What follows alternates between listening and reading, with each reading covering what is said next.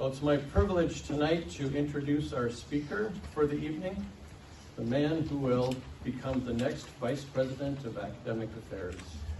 I decided to step down at the end of this year, and Szasi, Dr. Bene, was gracious enough to accept the position and follow me in it. I admire greatly Dr. Bene.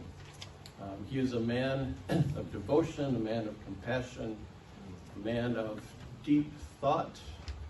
He's a man for whom theology is a way of life. And yeah, he's somebody that I just have full confidence in. I've been looking forward to hear from him. So please welcome Dr. Bene.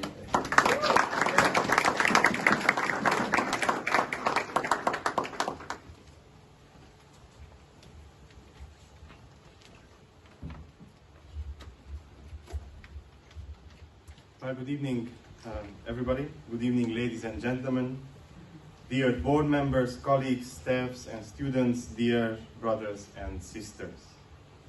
Let me start with a word to Jim Dahl.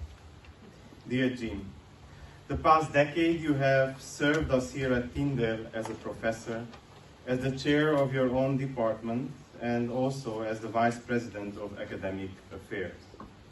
During your tenure here, you have successfully taken us through 2 cycles of accreditation from 2 major European and Dutch-Flemish accreditation agencies.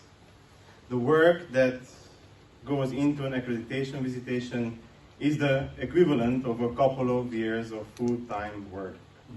We, as your colleagues, staff, and students, want to thank you for this past decade.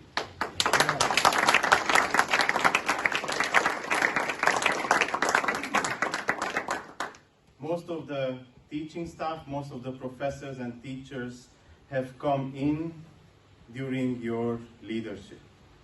You were the one who saw or heard something about us that made you pursue us. Us being here is also partly thanks to you. Being the VP of Academic Affairs comes with its challenges. Christ and Him crucified is not absent even from administrative responsibilities. More often than not, you had to carry our anxieties, our fears for the future, and just the overall burden of caring for the teaching staff of a theological school.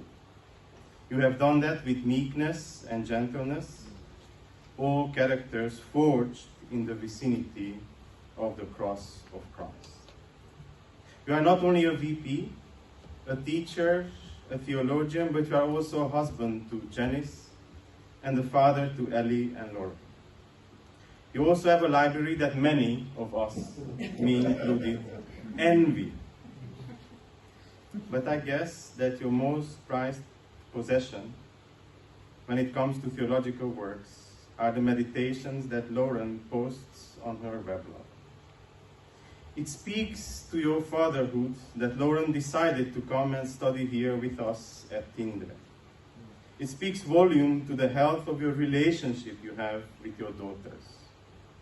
You and Janice have raised them well, though being missionaries and living in different countries. Many of us dream of a day when our own sons and daughters would come and follow in our footsteps in the study and the love of theology and the service of Christ. So it was inspiring of having her here with us. Jim, you are a man of deep character and spirituality, a character forged in a life devoted to the service of Christ. Your great accomplishment in ministry and life is that Christ is more and more evident in and through your life. My hope is that in the coming years, as you take a step aside from administrative responsibilities, many students will come and sit at your feet to learn. May the Lord continue to bless you, your work, and also your family.